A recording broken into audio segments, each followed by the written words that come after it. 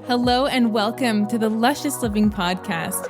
I'm your host, Celine Bilgin, holistic nutrition consultant and the founder of Luscious Living, where personal growth meets wellness.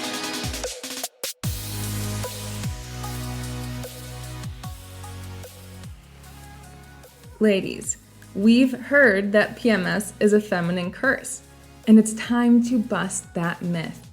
Did you know that your period is actually a sacred and beautiful time for you? It doesn't feel like that when you have symptoms of cramps, bloating, nausea, headaches, and more. And I'm here to tell you it does not have to be that way.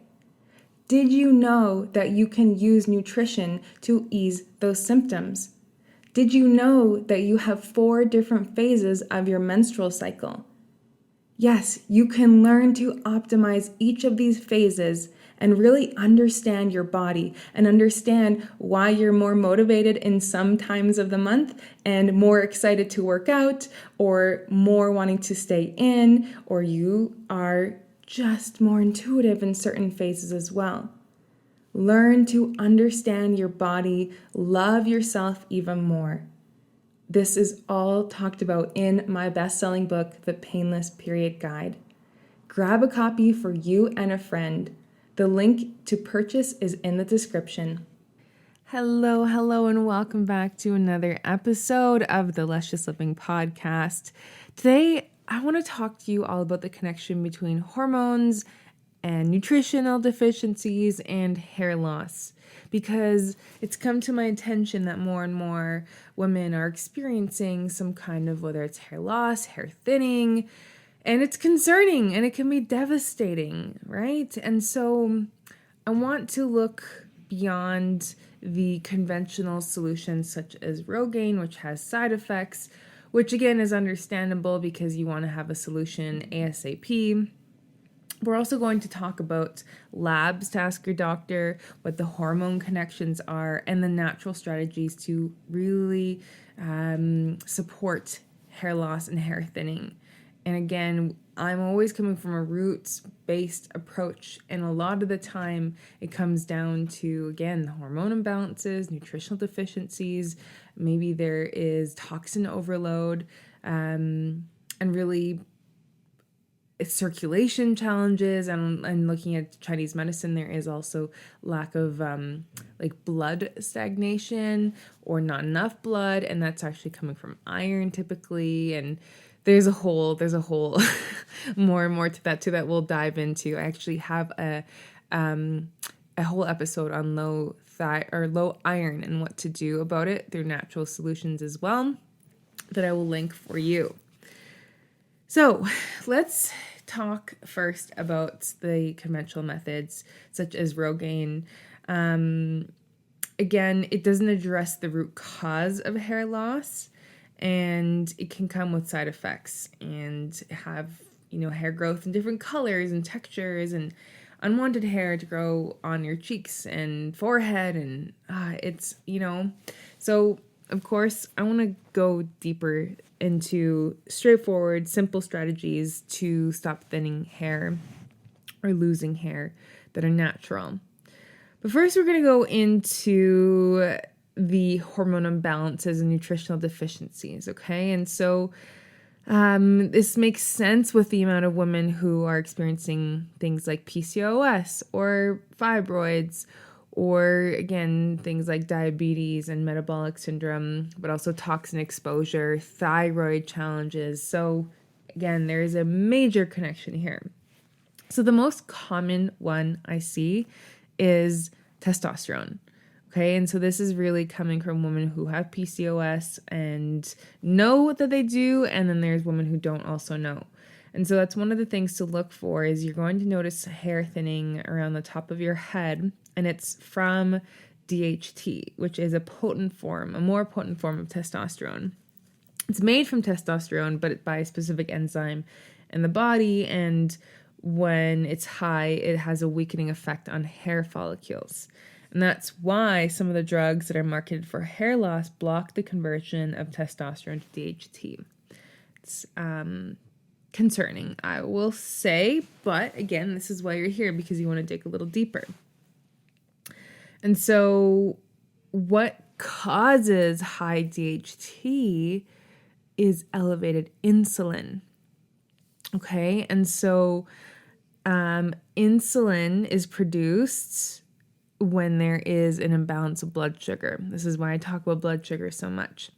Meaning, we wake up in the morning, and this is, okay, I'm just saying this because I used to do this as well. So I wake up in the morning and fast, again, causing blood sugar to dip, and then maybe you have a bagel or a piece of toast, and then you raise blood sugar, and then I remember I would have, and of course then it would dip back down, crash back down rather. That's when you feel hungry and tired, and then again you go for a donut, a muffin, a granola bar, low-fat products, and we're going to talk about that in a moment, like low-fat skim milk latte. Then again, you're all day long, you're on this blood sugar roller coaster. And your ovaries, actually, which produce both estrogen and testosterone, produce excess testosterone when there is elevated blood sugar. Okay, and so again, this high insulin levels are telling the ovaries to make more testosterone, which when there's more testosterone, there's more DHT than needs to be, which then will create hair loss. Okay, so that's ding, ding, ding right there for anyone who is thinking, oh my gosh, okay, I have PCOS, and now this is starting to make sense. And then, of course, next is insulin imbalances. And this is very similar to that first point, but it's one of the insulin is one of the master hormones of the body. It's released every time we eat food, okay? But it's released in smaller amounts when we eat low glycemic foods such as vegetables, protein, let's say grass-fed beef, wild salmon, broccoli, zucchini, etc. Okay, versus insulin is going to spike when we have higher amounts in higher glycemic foods, such as foods like a granola bar, a muffin, cereal, etc. And then when we eat too many of these high glycemic foods, low fiber foods for too long, plus stress, plus being sedentary, it creates an overload of insulin in the body, which then actually disrupts ovulation and then tells the ovaries to make more testosterone, like we just talked about. Okay, so this is really, really important, and this is a big one. We're going to talk about how to reduce testosterone and reduce insulin in a moment.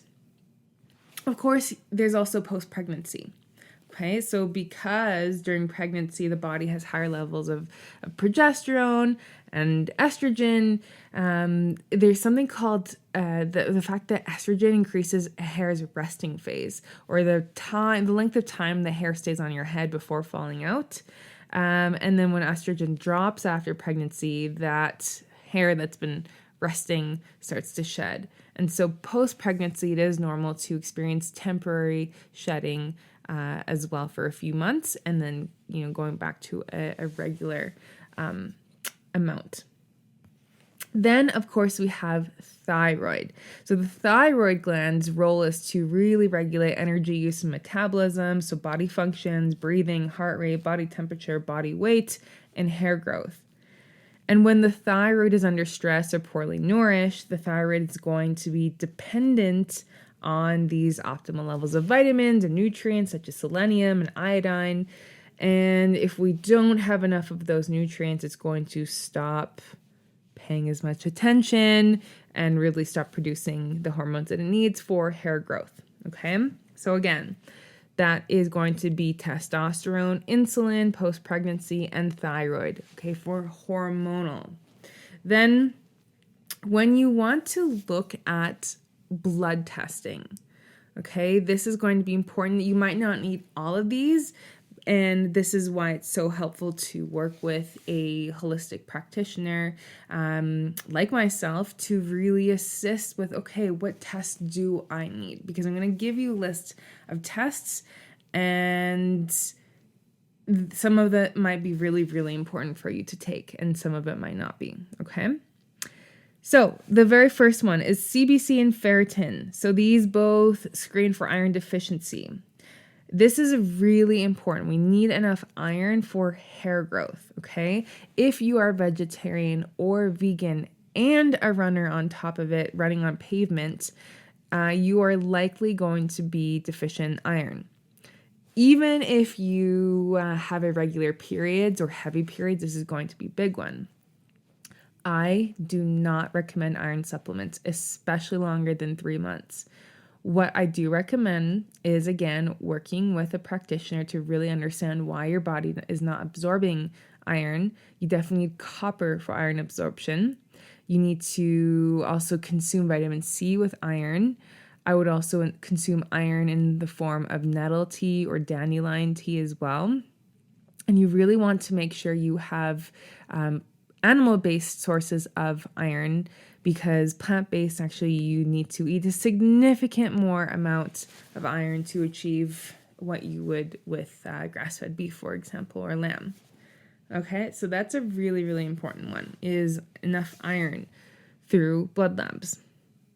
Next, for your thyroid, TSH, free T3, free T4, thyroid peroxidase, and reverse T3. These are all a part of the thyroid makeup. And please be an advocate. If you ask your doctor for all of these and they tell you this is a lot, this is unnecessary, you have my permission to, again, be an advocate and stand for yourself. Then we want to look at autoimmunity tests. So this is anti-nuclear antibody and the rheumatoid factor. Okay, and really important for autoimmune conditions that can really reveal themselves with hair loss. Then we have testosterone tests. Okay, so testosterone, free testosterone, and DHT. This is going to be important if you have PCOS or if you think you might have PCOS. Okay, genetically, if you are of Asian descent, you might have PCOS but have low testosterone levels, okay? So this is going to be custom to your needs and your makeup. Next, FSH, LH, estrogen, and progesterone. These are really the master hormones that regulate your cycle and are associated with PMS, regular or heavy periods. And again, this is just really important for your day-to-day. This is going to be important for your mood. This is going to be important for sleep, which is all going to impact your other hormones as well. Then we want to look at cortisol, okay, and see how your cortisol levels are as well as 17-hydroxyprogesterone. Okay, so that's also something important to look at to see where are your stress levels at. Next one is prolactin, because elevated prolactin is going to increase testosterone. And as we noted, increased testosterone is going to increase DHT, which is then going to create a weakening of the hair follicle. Then you want to also include a CMP, the Comprehensive Metabolic Panel, good baseline test check your liver function, kidney function, balance of electrolytes. This is something to do as a good general health checkup as well. Then the last two are your fasting insulin, fasting blood glucose, and hemoglobin A1C. These are screening labs for diabetes. And again, improper blood sugar regulation is going to impact your hormones, circulation to your scalp, as well as, again, hormone levels like testosterone. Now, the last one, I don't think that a conventional doctor's office will do this, but you can, just simply Google someone who does this in your area, but heavy metal testing. So if you have silver fillings, or you maybe, I even think, in California, the way that I remember reading an article a few years ago, and just the water that was being used to water some of these plants, like for crops, had high levels of, can't remember what heavy metal, but high levels of this heavy metal, which is concerning. And I think we all probably have heavy metals. I personally really like to use chlorella and spirulina and an infrared sauna to detox. But yeah, that you might, especially again, or maybe your mom had silver fillings. I know my mom did as well. That's also going to impact your hair. And I do want to note, I have quite a few women who come to me and they say, okay, my labs say they're normal. I still am experiencing XYZ. I still don't feel good. Please know that there is so much variety to those lab tests. And it doesn't matter at the end of the day what the number says, as if you don't feel good, then you don't feel good, okay? And so this is going beyond your lab work as well. And I either help women understand their lab work, by the way, or we don't even go, I don't even have every woman take lab work because your body is showing you signs and symptoms anyway, and I don't want you to have to rely on these things, although they can be helpful in some instances. Okay, so now we're going to talk about natural strategies to really, really work on hair loss and hair thinning. Okay, so here are my top suggestions. If you suspect that testosterone is imbalanced, again, it's going to be because of too much insulin. So what you can do to help keep blood sugar steady is having breakfast within 30 to 60 minutes upon waking. And if you don't feel hungry at this time, I would really, again, encourage you to work with myself to support your metabolism and make sure that you are eating around that time and getting hungry around that time. And then when you do have breakfast, I want you to have a high protein, savory meal rather than sweet. So we're not having cereal or even a bagel or instant oats or something like that. We really want to have, whether it's a protein smoothie, 3 egg vegetable omelet, it might be avocado toast with gluten-free bread, but again, you want to have a lot of fiber and protein in there as well. So that could look like avocado topped with hemp hearts and 2 eggs and maybe tomato, and then maybe you have some sliced vegetables or fruits with it as well, okay? Or a smoothie. Then you also want to avoid low-fat foods, because if you compare the sugar, if you look at the sugar inside of low-fat foods, such as low-fat sour cream or cheese or milk or yogurt, you will see there is an explosion of sugar, because when you take away the fat, this product is going to taste like crap. So they add in sugar to make sure the taste is better. You want to have the whole version of all the foods, even and especially if you're trying to release weight. On that note, you want to make your homemade pasta sauces and salad dressings, and consider even making your own bread. Because when you look at the ingredient lists of these foods, they are loaded with sugar. It's crazy. All you need for salad dressing is olive oil, lemon juice, salt, pepper, and some fresh herbs. If you want to make other salad dressings, you absolutely can. It goes, you can make creamy ones, avocado dressings, and miso-based dressings. You do not need the sugary, preservative-laden dressings. I will say that. You will thank yourself, because it'll just taste so good when you make it at home too. And same with bread. You can just get a bread maker, for example. I've been really getting into bread this past year, even though I know that was more popular during in 2020. But I have some beautiful flour that I have been making focaccia bread, bagels, and baguette. I still do. I noticed I've been, this is a total side note, but I made some baguettes this past week, and I ate it all this past week, and I got a pimple on my forehead, and I know it's from me and gluten, me and my friend gluten. All right, moving on. As well as consuming plain yogurt instead of fruit yogurt. You can always get plain yogurt and then top it with berries and honey if you like. And then, again, making sure you consume protein with each meal. So this could look like chickpeas, it can look like beans, it can look like chicken, tuna, etc. Just make sure you include that protein. And then when you do have your favorite desserts, because, come on, life is amazing with dessert, have a whole food version. Have avocado, cacao, maple syrup mousse, or black bean brownies, or cassava flour chocolate chip cookies instead of what you have at Starbucks, for example. Or I remember I used to get cookies every single time when I would go to Subway. I just make cookies at home and do not feel the need to get them elsewhere. And I always know I don't feel as good after. All right. Now we're going to go deeper and talk about correcting nutritional deficiencies. I'm going to talk about the different nutrients that are involved and with hair growth, okay? So first and foremost is B vitamins. So as they improve circulation and therefore increase blood flow to the scalp. There has been a craze with biotin, which is vitamin B7, but B vitamins are competitive with each other.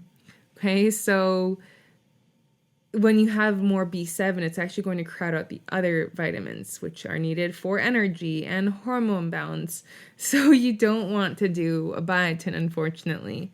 Okay, so just having a whole foods diet is going to give you enough vitamin B vitamins. Iron. I'm going to link the low iron episode below for you. It is very important that you listen to it if you have low iron. Okay, so you are going to need more iron in your diet, and you're also going to need to work on gut health. And you want to, if you have a lot of beans, I want you to soak them. Okay, so you can look up a seed soaking chart and make sure you soak your beans before you cook them and eat them. And again, that is going to mean dried. Next, magnesium. Magnesium is my favorite micronutrient. It has over 300 functions in the body. It helps with healthier hair follicles and helps calm your nervous system, which again is going to really help because stress is really the number one thing that we haven't talked about that is going to impact your hair. Think about it. When you are also stressed, your insulin goes up. Okay, so sometimes when people say, oh my God, I just gain weight by looking at cake, well, that's stressful. And so you probably do. Or when you're stressed out, you want to eat something sweet to calm down your nerves, right? So there is that. Next is, and then actually I want to say note about magnesium. Try to get it on the skin, so through a lotion or a spray. Otherwise, magnesium biglycinate is going to be your next best bet through a whole foods version. Okay, really important to have a good, high quality magnesium supplement. Feel free to reach out for any recommendations here. Next, you want to have omega-3s. They give you a shinier hair and healthier follicle growth. You can get omega-3s through walnuts and salmon, but I also recommend a supplement. Next is zinc. I don't think zinc gets enough credit, but it should because it's incredible for so many reasons, but also for hair health. Okay, it's been shown to help speed up the recovery for damaged follicles. Pumpkin seeds and oysters are great sources of zinc. Next, vitamin D. Research suggests that having adequate vitamin D levels are critical for thyroid function, immune system function, hormone balance, and hair follicle health. Very important. So having, without sunscreen, at least 20 minutes per day. If that is not possible, a high-quality vitamin D supplement is critical, but again, you need to have magnesium to have it be absorbed properly. Then, of course, for the thyroid, you want to have iodine, which is in Celtic sea salt, and selenium, which is in Brazil nuts, okay? Actually, another great way to have more iodine is through seaweed, so kelp, nori, arame, or rame. I never know how to pronounce it, but you can add this to your soups and stews. It's going to be nice and salty and beautiful for your thyroid. Next, adaptogenic herbs, okay? So this is going to be different for your goals and if you're taking any medication, but some ones you can look at are things like lemon balm, okay? Rhodiola, ashwagandha, reishi mushroom is my favorite. Those are going to be really, really important along with things, practices like yoga, meditation, journaling. And this is always something that I am working on is really cultivating my inner calm. So I have a lot of suggestions here if you want me to go further on that. Next is you really want to make sure gut health is in check. Okay, so this is a whole podcast episode of its own, so I'm not going to go into it in depth. But if you're getting things like heartburn, GERD, acid reflux, etc., you want to make sure that you increase your stomach acid, because if not, you're not going to kill off bacteria and viruses that enter the stomach, but you're also not going to be absorbing these beautiful vitamins and minerals that you're eating. So I recommend a, apple cider vinegar with the mother, 1 to 2 teaspoons before a meal, or a hydrochloric acid supplement. I would make sure you check in with a practitioner for that, and that's going to really help as well. Next is and this is more leaning into a Chinese medicine approach, but we're looking into blood nourishing foods. Okay, and that's really, in Western medicine, that's looking again at iron, but foods like red dates and longan, okay, you can get these dried and add them to tea, as well as kidney nourishing foods, which is in Chinese medicine really the seat of where fear is as well, or your life energy. And again, it makes sense because the adrenal glands, which produce cortisol, your survival hormones, sit on top of the kidneys. And so you can have kidney nourishing foods like black sesame, black wheat, black beans, and black fungus. No, black fungus is not really common in the Western diet. You can get this in stores such as T&T or your local shop that has Asian food products. And add this to a miso soup, for example, as well. Or you can stick to black beans and black sesame seeds as well. So if you have any questions about this, please let me know. Please let me know if this has been helpful as well. And if you listen to this and you would love to receive a meal guide that is going to be supportive of your hair growth, let me know and I will make that happen. Okay, so ask and you shall receive. So what we talked about today is really looking at the hormone connections to hair loss and hair thinning, the labs to ask your doctor, as well as natural strategies to heal hair loss and hair thinning. I, again, hope this was helpful for you. Thank you so much for listening. And I also want to let you know that on November 26th, 2022, I will be delivering a workshop called The Radiant Woman. And this is really about becoming the most radiant, magnetic, confident version of yourself. So if you've been really wanting to explore your feminine energy, but also your goals and what it takes to achieve them, tapping into all of your energies in that way, your masculine and feminine energy, but also on a physical level, how do you get glowing hair and skin? What are the best practices, the herbs, the rituals, the foods to become this beautiful, confident woman that you know that you are, especially when you've been feeling anxious and maybe unattractive, maybe bloated, maybe disconnected, then this is definitely for you.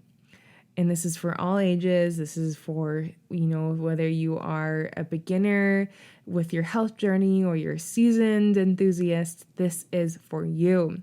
So I will link that for you below. You can watch the event in person in Calgary or online.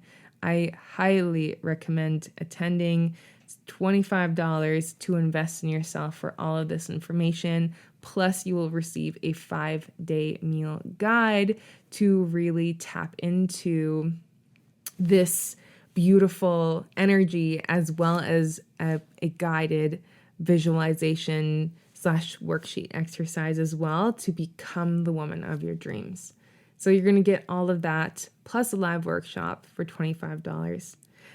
Please be sure to share that event with a friend, buy a ticket for a friend as the holidays are coming up, and I'm so excited to serve you and see you then. Thanks for tuning in and see you next time. Thank you so much for tuning in. Please give the show a 5-star review if you feel like you learned something new today. All of the mentioned links will be in the show notes. And also, are we connected on Instagram? Find me over at _lusciousliving_ and come say hi. See you next episode.